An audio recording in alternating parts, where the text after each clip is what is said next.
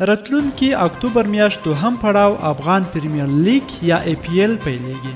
دغه لیگ پرمختګونو لپاره مې ځینې نوښتونه طرحه کړي دي. که تاسو ملګري راسره دغه ویډیو تر پایه وګورئ منندوی به مو یم.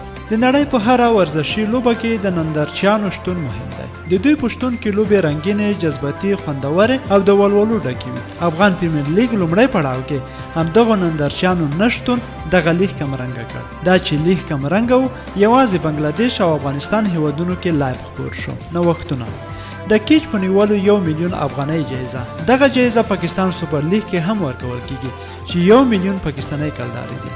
د لیگ تر پای چې هر څومره کیچونه ونیول شول په ټولو کسانو همدغه 1 میلیون افغانۍ ویشل کیږي.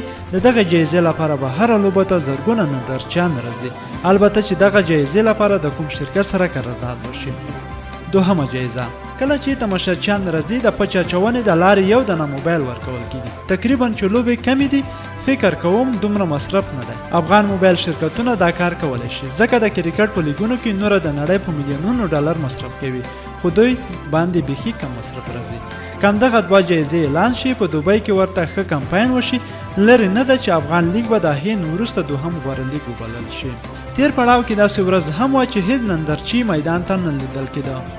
همدغه شارجه لوبغالي باندې T10 لیګ هم ترسره کیږي چې هره ورځ ورته زرګونه نندارچیان راځي. که فکر کوئ د دوبۍ خپل کوربتوب دی نو هغه لیګ ته هیڅ عربی نه دی راغلی. همدغه د پاکستان او افغانستان پښتانه ورته راتلل، یوازې ورته ښه کمپاین شوی و. شارجه لوبغالی تقریبا د 2000 نندارچیانو ځای لري. په دومره کم تعداد نندارچیان دعوت کول کوم سخت کار نه دی، یوازې یو څه کار کول پکار دی.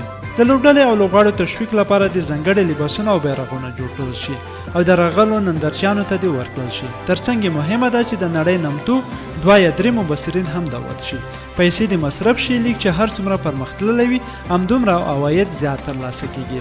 تیر کال هم امید حسن ماته ګوډه کمنټري کوله. زما ترخه وه، تر دې لوړې ترخې او فکر هم لرم، خو شاید زمونږ د وس څخه پورته وي. دا مې هغه څه درته وویل چې زمونږ د وس مطابق دي. نورخان اشنا.